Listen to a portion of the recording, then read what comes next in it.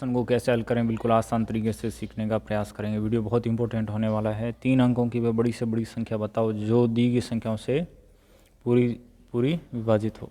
तो यदि आपको यहाँ पे ऐसा बोला जा रहा है कि दी गई संख्याओं से पूरी विभाजित हो, तो आप ऐसे प्रश्न को हल करने के लिए सर्वप्रथम क्या ज्ञात कर लेंगे, इनका लसागु ज्ञात कर लेंगे। तो 3, 4, 6, 10 का हम लसागु लेते हैं। लसागु लेने के लिए हमें अपने अभाज्य संख्याओं का भाग देना होगा। ये 1 से लेकर 10 तक की अभाज्य संख्या है। सर्वप्रथम हम 2 का भाग करते हैं, तो 3 एक अभाज्य संख्या 2 से विभाज्य नहीं है, इसको जैसा है वैसा आगे लिख दो। 4 में हम 2 का भाग करते हैं, भाग गया 2 बार। 6 में 2 का भाग 3 बार। 10 में 5 बार। फिर 2 का भाग 2 में 1 बार, 3 में नहीं जा रहा है, 5 में नहीं जा रहा है, 3 में नहीं जा रहा है। फिर 3 का भाग 3 में 1 बार, यहाँ 1 आ गया, यहाँ भी आपका 1 बार। फिर 5 में नहीं जा रहा, आगे लिख दो। फिर 5 का भाग 5 में 1 बार, यहाँ 1 आ गया, यहाँ 1 आ गया, यहाँ 1 आ गया। ठीक है, समझ आ रहा है? ठीक है, ज़्यादा स्पीड तो नहीं है। अब देखिए आपका लसागु पे आ चुका है। लसागु पे क्या है, ये जो गुणनखंड है 2 कितनी बार है आपका, 2 बार है। 3 आपका 1 बार है। 5 भी आपका 1 बार है। इनका हम गुणा कर देते हैं।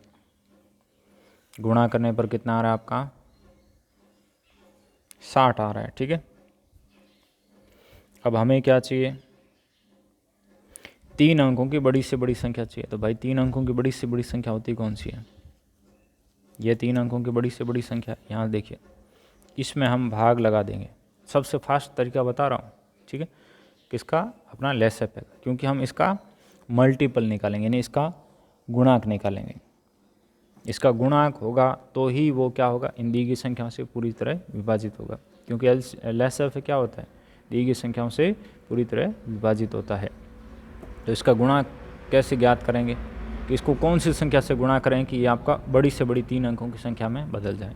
तो ये ऐसे निकाला जाएगा। इसमें 60 का भाग दिया, भाग गया 1 बार, कितना आ गया 60। फिर हमने माइनस किया, कितना आ गया 9, 3। फिर 9 को हम यहाँ लेके आगे, भाग गया 6 बार, कितना आ गया 360। फिर माइनस किया, कितना आ गया 9, 3। यह जो 39 आया है इसको हम माइनस कर देंगे, किस में से, इस दी गई संख्या में से। तो पीछे हमारे पास वही संख्या बचेगी जो इस दी गई संख्याओं से पूर्णतः विभाजित है। या ऐसे समझ लो कि 60 का कौन सा गुणांक आएगा, 60 गुणा 16। उल्टा लिख दिया मैं, 60 गुणा 16।